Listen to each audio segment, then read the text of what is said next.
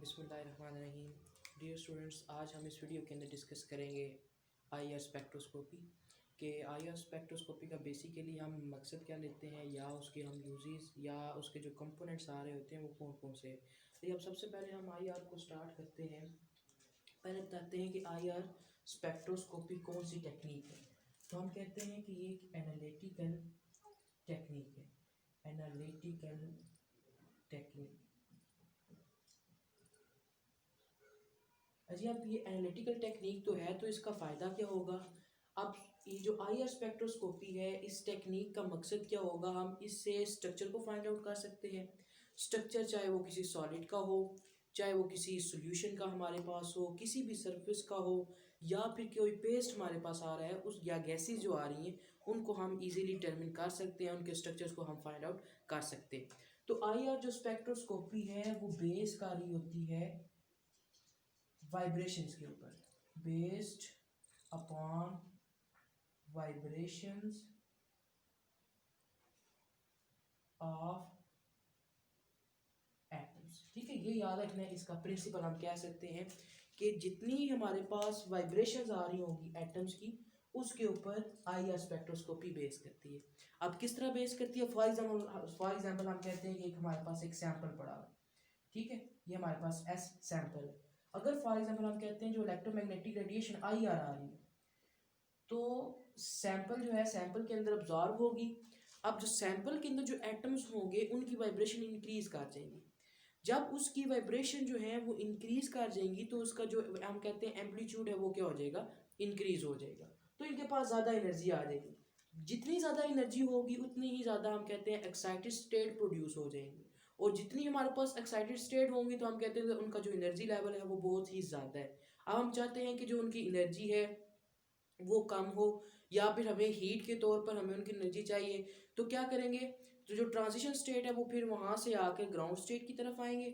जो एनर्जी है वो रिमूव होगी, रिलीज होगी in the form of heat. तो इसके अंदर हम हमारे पास ये बेसिक चीज़ आ रही है कि किस तरह वो based upon vibration of atoms, ये उसकी डिटेल थी जिसके अंदर हम कहते हैं कि जब कोई सैंपल है, अगर वहाँ से आई आर जो है वो ऑब्जॉर्व हो, उनकी वाइब्रेशंस क्या हो जाएंगी, इंक्रीज। जो एटम्स उसके आ रहे हैं उसकी वाइब्रेशन इंक्रीज हो जाएंगी। जब उनके एटम्स की वाइब्रेशन इंक्रीज हो जाएंगी तो उनकी एनर्जी इंक्रीज। जब एनर्जी इंक्रीज हो जाएगी तो उनकी जो एक्साइटेड स्टेट है वो क्या हो जाएंगी, इंक्रीज हो जाएंगी।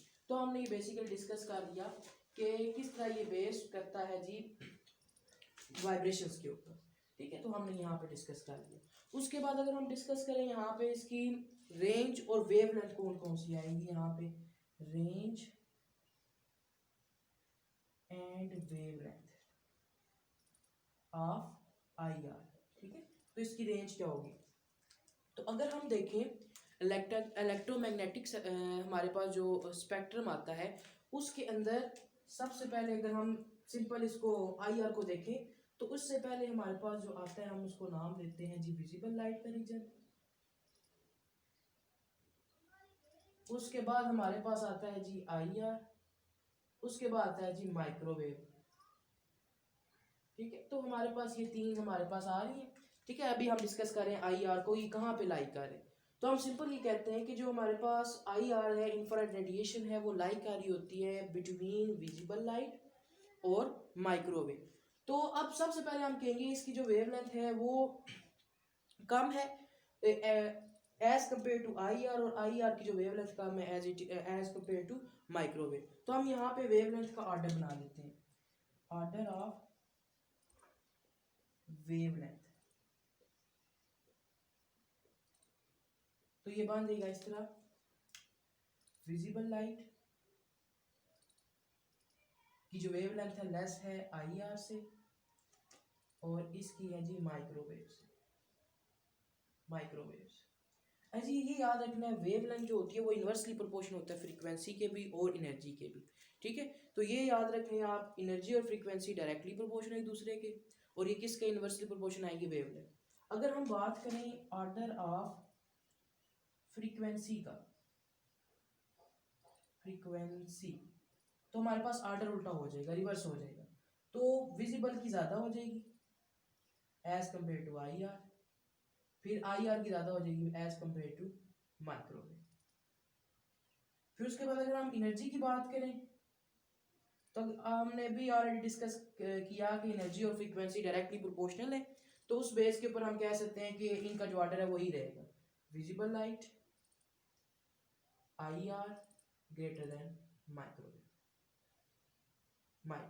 ठीक है। तो हमारे पास इसकी रेंज आ गई है, वेवलेंथ आ गई है।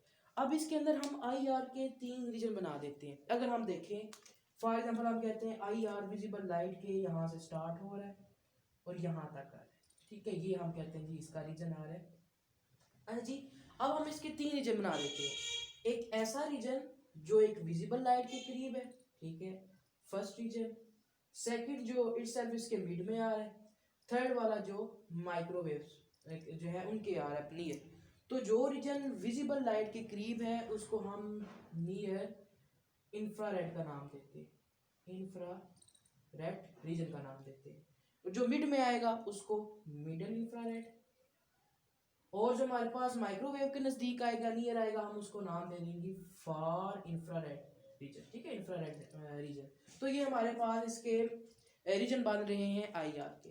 तो उसके बाद हम डिस्कस करते हैं इसकी जो एनर्जी है या फिर इसकी जो हमारे पास आ रही है जी वेव नंबर कैसे हम फाइंड आउट करते हैं, वो हम इसको डिस्कस करते हैं। तो अभी हमने डिस्कस किया कि हमारे पास जो आई आर है एक एनालिटिकल टेक्निक जिसकी बेस के ऊपर हम कोई भी स्ट्रक्चर को डिटरमिन कर सकते हैं, और किस बेस पे डिटरमिन करते हैं, on the based on the vibration of the atom. तो अब हम बात करते हैं कि जो एनर्जी आई आर की आएगी हम उसको कैसे फाइंड आउट कर सकते हैं। तो उसका ये फार्मूला आएगा E is equal to h v. E stand for energy,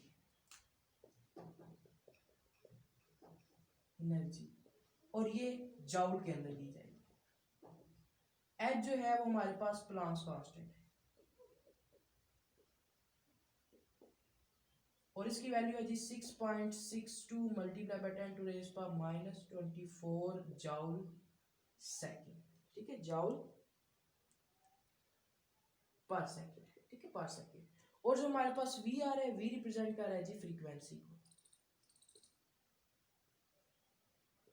और फ्रीक्वेंसी किस में लेनी है हमने, वो हमने लेनी है जी सेकंड्स के अंदर, ठीक है। तो हमारे पास ये फार्मूला आ गया एनर्जी जो है हम आई आर की किस तरह निकाल सकते हैं। तो ये छोटा से हमारे पास ये आता है फॉर एग्जांपल न्यूमेरिकल।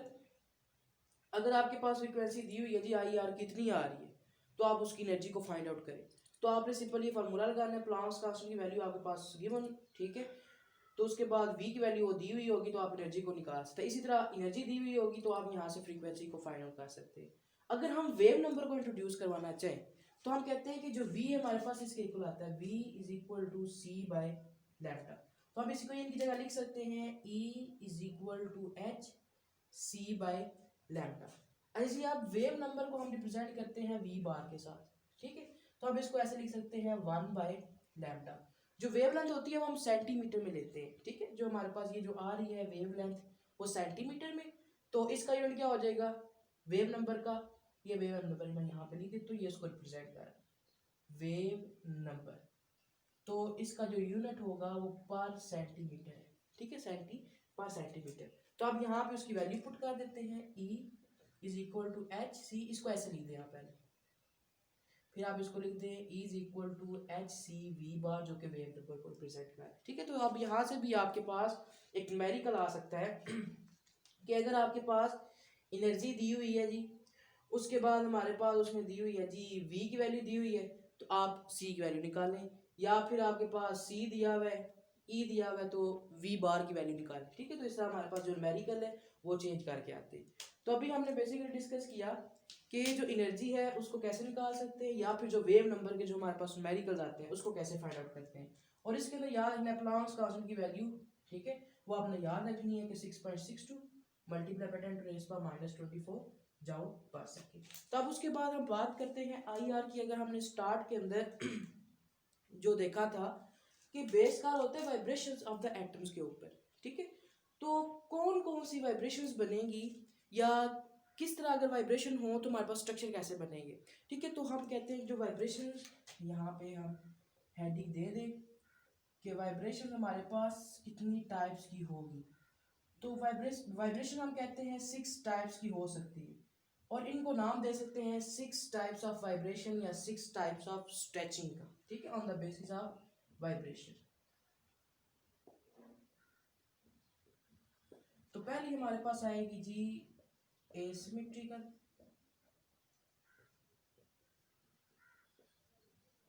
दूसरी हमारे पास आएगी जी symmetrical,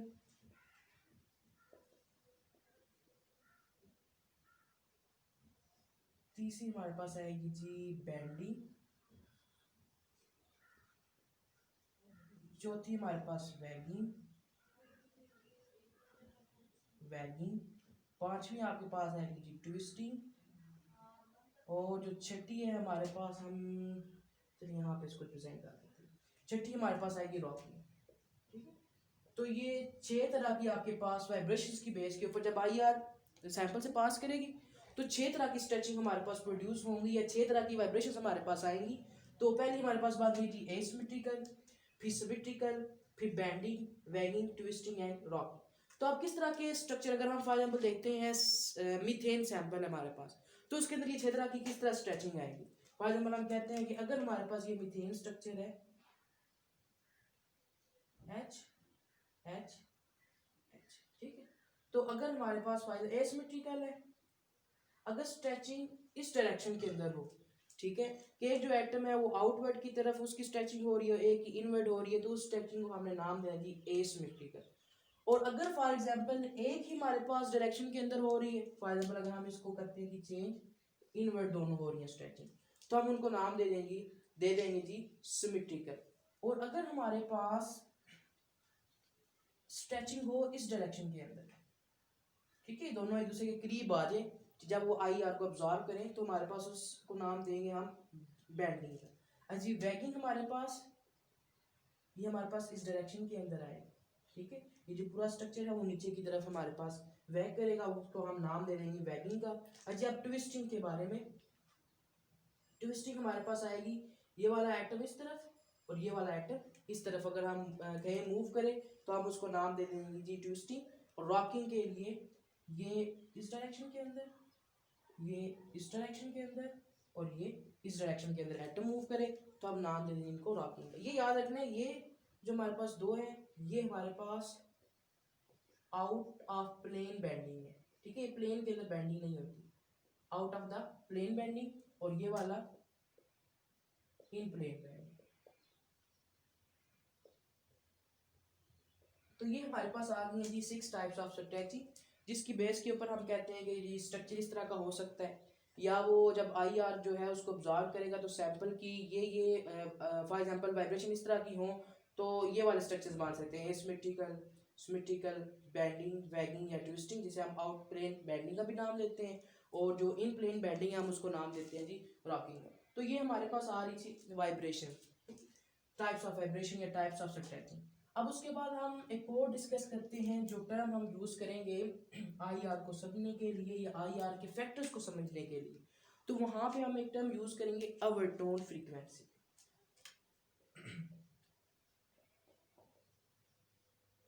overtone frequency, for example हम ओवरटोन फ्रीक्वेंसी को समझने के लिए एक स्ट्रिंग की एग्जांपल ले लेते हैं। फॉर एग्जांपल हम कहते हैं जी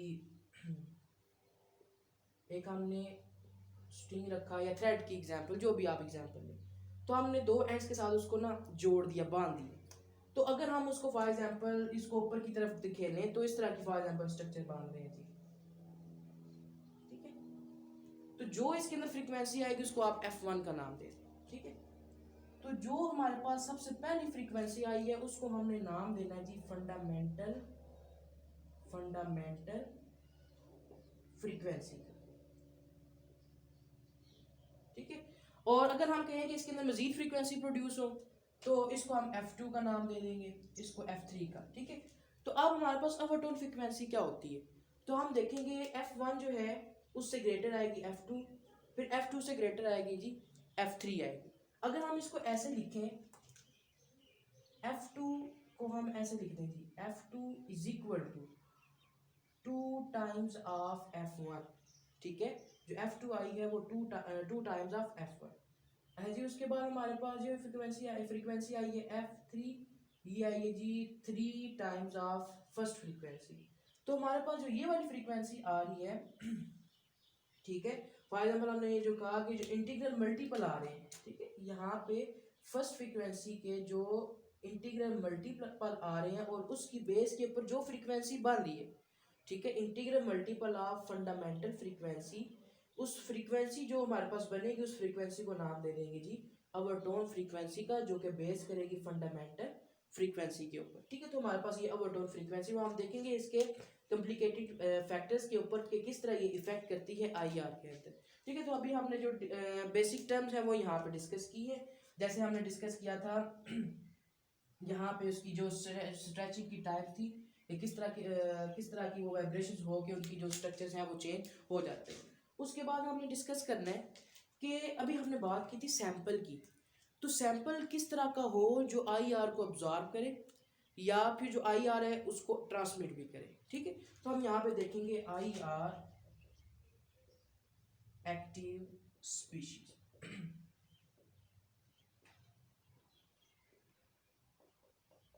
तो सबसे पहला पॉइंट जो है हम कहते हैं जो एनर्जी डिफरेंस है बिटवीन एटम्स वो हमारे पास लेस होना चाहिए। ठीक है, लेस एनर्जी डिफरेंस, वो लेस होगा तब हम कहेंगे वो आईआर के अंदर हम इसको यूज कर सकते हैं। ठीक है, दूसरा जो हमारे पास एक्टिव स्पीशीज आएंगी वो इस तरह की होंगी जिनके अंदर डाइपोल मूवमेंट आए,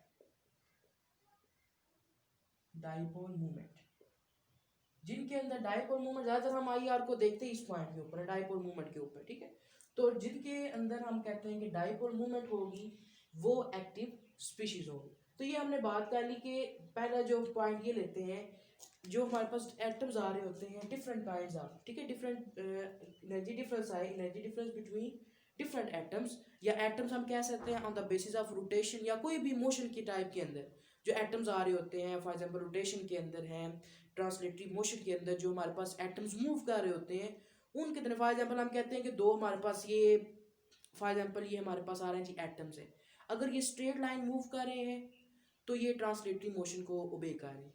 अगर इन एटम्स के दरमियान एनर्जी डिफरेंस कम है तो हम फिर वो कहेंगे कि ये आईआर एक्टिव स्पीशीज है।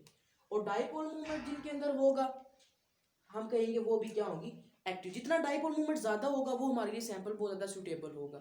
और I R inactive species कौन कौन से, I R inactive species, तो पहला पॉइंट ये जिनके अंदर हमारे पास सिमिट्री हो, सिमिट्रिकल, सिमिट्रिकल हम अल्कीन्स की बात करें या अल्काइंस की बात करें। ऐसी ये सिमिट्रिकल वजह क्या थी, क्योंकि सिमिट्रिकल जो हमारे पास एटम्स आ रहे होते हैं या कंपाउंड्स आ रहे होते हैं, मॉलिक्यूल्स आ रहे होते हैं, उनकी जो डाइपोल मूवमेंट है वो जीरो हो जाती है। तो इस वजह से हम कहते हैं कि I R inactive species है। उसके बाद दूसरा पॉइंट हम कहते हैं जी सिमिट्रिकल डायटोमिक मॉलिक्यूल्स, डायटोमिक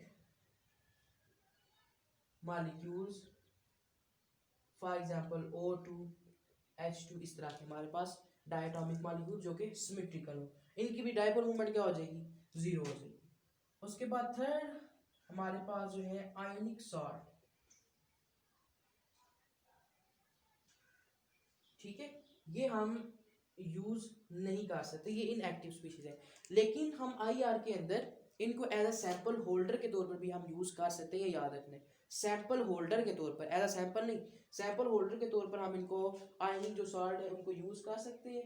ठीक है, तो अब यहाँ पे हमने डिस्कस कर लिया कि आईआर जो है उसकी एक्टिव स्पीशीज कौन कौन सी हैं, जिनके दरमियान जो एटम्स है, एटम्स के दरमियान जो एनर्जी डिफरेंस है वो कम हो, डाइपोल मूवमेंट ज़्यादा हो, वो हमारे पास एक्टिव स्पीशी। इनएक्टिव स्पीशी हम इसको उल्टा भी कर सकते हैं, एनर्जी डिफरेंस ज़्यादा, डाइपोल मूवमेंट ज़ीरो, या फिर हम कहते हैं सिमेट्रिकल अल्कीन्स या अल्काइंस, ये यूज़ नहीं करते क्योंकि dipole movement zero, diatomic molecules की बात हम कर रहे हैं। और आयनिक सॉल्ट जो होते हैं वो आईआर की रेंज से हम कहते हैं कि इनकी जो रेंज है माइक्रोवेव या फार आई इंफ्रारेड के अंदर आते हैं, रीजन के अंदर आते हैं, तो हम इनको एज सैंपल होल्डर के तौर पर ही हम यूज़ करते हैं। ठीक है, तो हमने ये डिस्कस कर लिया कि कौन कौन सी जो स्पीशीज हैं वो इसके अंदर एक्टिव हैं और कौन कौन सी स्पीशीज जो है वो इनएक्टिव आ रही है। जी अब हम नेक्स्ट देखते हैं जी। नेक्स्ट जो हम यहाँ पे टर्म डिस्कस करेंगे फिंगर पॉइंट प्रोजेक्शन।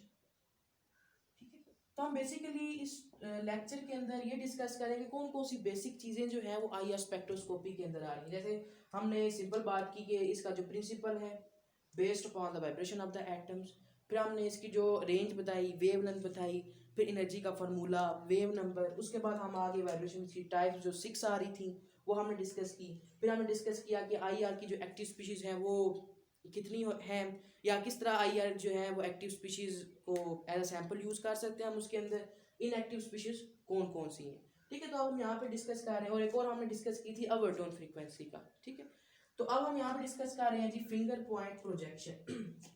अब आईआर की जो लास्ट पे हम यूज करते हैं जी रिकॉर्डर एज अ कंप्यूटर हमारे पास है, तो वहाँ पे ग्राफ सा बना होता है। फॉर एग्जाम्पल हम कहते हैं कि ग्राफ बना हुआ है, वहाँ पे पीक्स आ रही हैं, इस तरह पीक्स बनी हुई है। ठीक है,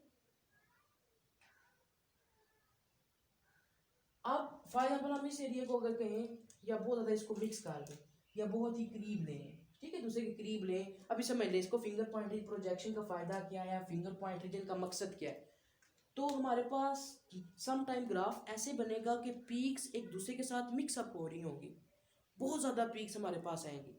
तो हम हर एक पीक के ऊपर हम हर एक पीक को इजीली डिस्कस नहीं कर सकते। तो हम देखेंगे ग्राफ के मजीद नेक्स्ट पोर्शन के अंदर या उससे नेक्स्ट पोर्शन के अंदर कि ऐसा कौन सा रीजन है जहाँ पे जाके हम इंडिविजुअली पीक्स को डिस्कस कर पाएँ या इंडिविजुअली पीक्स को विजुअलाइज कर पाएँ। तो उस रीजन को हमने नाम देना है जी फिंगर पॉइंट रीजन का। ठीक है, फिंगर पॉइंट रीजन, और इसको हम नाम दे सकते हैं जी finger point projection, finger point region. और इसकी रेंज जो है, इसकी रेंज आ रही है जी 400 पर सेंटीमीटर से लेकर 1500 पर सेंटीमीटर। ठीक है, ये इसकी रेंज है फिंगर पॉइंट रीजन की। ज़्यादातर जो हम फॉर एग्जांपल पीक्स हमारे पास मिक्सअप हो तो ज़्यादातर हम इस रेंज को हम यूज़ करते हैं। तो इस रेंज का फ़ायदा क्या होता है, बेसिकली इस रेंज का फ़ायदा ये होता है कि हम इजीली जो पीक्स हैं उनको इजीली विजुलाइज कर सकें, हर एक पीक को अलग-अलग। तो ये हमारे पास जो है वो नेक्स्ट आ रही है फिंगर पॉइंट प्रोजेक्शन की डेफिनेशन। उसके बाद अगर हम देखें इसके सिलेक्टिव फीचर्स क्या होंगे, ठीक है, कि कौन कौन सी हम जो स्पीशीज है वो यहाँ पे पहले रखेंगे। तो सिंपल बात की कि हम वो स्पीशीज यहाँ पे यूज़ करेंगे जब वाइब्रेशन हो, जब उनकी बॉन्ड लेंथ कंटेक्ट करें या फिर एक्सपैंड करें, तो उनकी डाइपोल मूवमेंट जो है वो हमारे पास ज़ीरो ना हो। ठीक है, तो अभी हमने बात की कि ऐसे कंपाउंड जिनकी डाइपोल मूवमेंट ज़ीरो नहीं है वो इसके सिलेक्टिव फीचर्स के अंदर आएंगे। ठीक है, उसके बाद हम फॉर एग्जांपल हम लें तो यहाँ पे हमने देखा था सिमेट्रिकल जो हमारे पास आ रहे थे।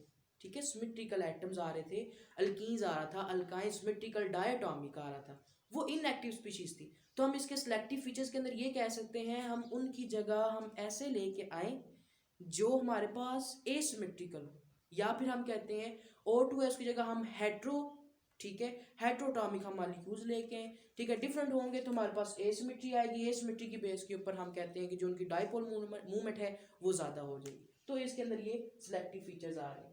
जी उसके बाद expansion of IR absorption. Next जो हमारे पास जो टर्म आ रही है या डेफिनेशन हम कह रहे हैं process, expansion of IR absorption. जी अब इसके अंदर हम कहते हैं जी जब सैंपल हमने देख लिया, सैंपल को से सिलेक्ट कर लिया, हमने अभी डिस्कस किया कि किस तरह का सैंपल होना चाहिए। तो अब हम देखते हैं अगर सैंपल के पास आईआर चली गई है, ठीक है, इंफ्रारेड रेडिएशन चली गई है, तो वो कितना उसको ऑब्जॉर्व कर सकता है या कौन से इफेक्ट्स हैं जो ऑब्जॉर्प्शन को इन्हांस कर सकते हैं, वो हम यहाँ पे देखेंगे। तो सबसे पहले हम कहेंगे कि ये डिपेंड कर रही होती है डॉपलर इफेक्ट के ऊपर। Expansion of the IR absorption is depend on Doppler effect.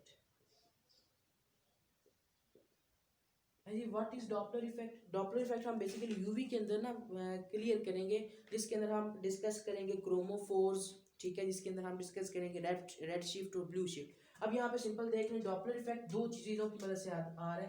For example कहते हैं जी एक तरफ है रेड शिफ्ट, दूसरी तरफ हम कहते हैं जी ब्लू शीट। जी ये कैसे डॉपलर इफेक्ट है। फॉर एग्जांपल हमारे पास यहाँ पे रे पड़ी हुई है, ठीक है, इंफ्रारेड रेडिएशन यहाँ से आ रही है और ये ऑब्जेक्ट पड़ा हुआ है। हम ऑब्जेक्ट को फॉर एग्जांपल ऐसे लेते हैं, ठीक है, ये रेज आ रही है, ये इसकी तरफ पॉइंटेड है। अगर हम ऑब्जेक्ट को उठाकर यहाँ पे ले जाए, दूर कर दें, ठीक है, फॉर एग्जांपल हम कहते हैं ऑब्जेक्ट हमने यहाँ पे कर दिया, यहाँ पे नहीं पड़ा, ठीक है। अब देखें जो हमारे पास रेज आ रही थी उनसे हमने दूर कर दिया, वेवलेंथ क्या होगी है इंक्रीज। जब वेवलेंथ इंक्रीज हो जाए तो हम कहते हैं उस प्रोसेस को हम रेडशिफ्ट का नाम देते हैं। और अगर हम इसको मजीद करीब ले जाएं तो वेवलेंथ कम, तो ये हमारे पास ब्लू शिफ्ट। उस बेस के ऊपर भी हम कहते हैं कि डॉपलर इफेक्ट की बेस के ऊपर भी एब्जॉर्प्शन क्या करती है, डिपेंड करती है। ये हमारे पास डॉपलर इफेक्ट आता है। उसके बाद नेक्स्ट हमारे पास आता है जी इसका point collision between molecules. Second किस बेस के ऊपर या किस चीज के ऊपर डिपेंड करते हैं, कोलिजन बिटवीन मॉलिक्यूल्स, के मॉलिक्यूल्स के दरमियान किस तरह की कोलिजन होगी तो वो अब्जॉर्ब करेंगे, ठीक है। उसके बाद तीसरा हमारे पास पॉइंट आ रहा है जी finite state of transition. Finite state of transition. और हमने इंट्रोडक्शन के अंदर देखा था कि ट्रांजिशन की स्टेट कब बनती थी, जब हमारे पास जो वाइब्रेशंस हैं वो ज़्यादा होंगी, ठीक है। तो हमारे पास ये तीन इफेक्ट्स आ रहे हैं जिनके ऊपर एक्सपेंशन ऑफ अब्जॉर्प्शन डिपेंड कर रही है आईआर की। एक तो बार डॉपलर इफेक्ट कि अगर हम ऑब्जेक्ट को जो ऑब्जेक्ट है जो सैंपल है उसको आईआर के पास ले जाएं, ठीक है, तो या फिर या रेडिएशन सोर्स से दूर ले जाएं तभी हमारे पास अब्जॉर्प्शन के ऊपर इफेक्ट आएगा, या फिर मॉलिक्यूल्स के दरमियान जो कोलिजन है वहां से भी अब्जॉर्प्शन के ऊपर इफेक्ट आएगा। तीसरा वाइब्रेशन की बेस के ऊपर ट्रांजिशन जो स्टेट है वो चेंज हो जाएगी, ठीक है। जितनी वाइब्रेशंस होंगी उतनी ही हमारे पास जो है वो एनर्जी बढ़ेगी, जितनी एनर्जी होगी उतनी ही ट्रांजिशन स्टेट ज़्यादा होगी। हमने इंट्रोडक्शन के अंदर डिस्कस कर लिया। उसके बाद नेक्स्ट अभी हम बात कर रहे हैं फाइनाइट स्टेट ऑफ ट्रांजिशन कि वाइब्रेशंस होंगी तो हमारे पास फाइनाइट स्टेट। तो हम कहते हैं जी मोड्स ऑफ वाइब्रेशन क्या क्या होंगे, ये कैसे हम बता सकते हैं जी मोड्स ऑफ वाइब्रेशन को।